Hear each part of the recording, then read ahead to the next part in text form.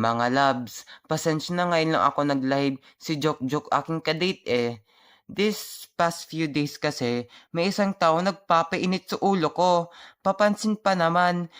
At hindi naman Pride Month ngayon, pero bumabagsit pa rin pagiging gay niya. Papansin. If the shoe fits, tanggalin na lang, itapon na lang. Eh hindi pala, wear it na lang.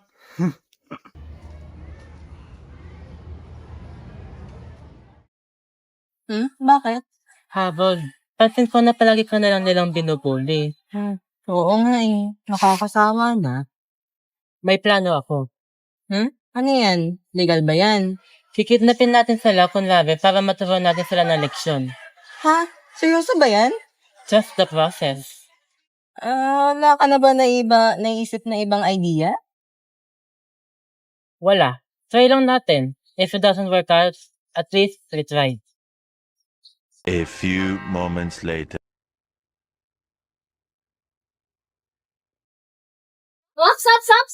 Stop!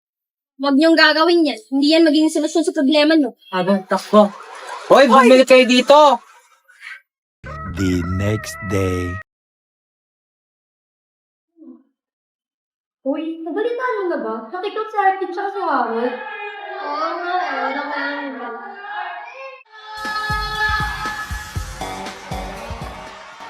Ay, ako po si Josh. Nagkarating ko lang po. Ano ba yung bagong guys?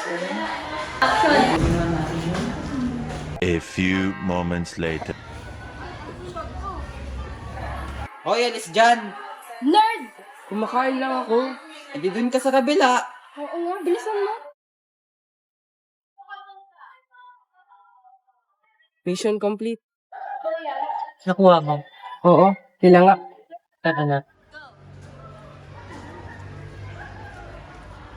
A few moments later. Ba't po kami kinilangan? Buko kayo.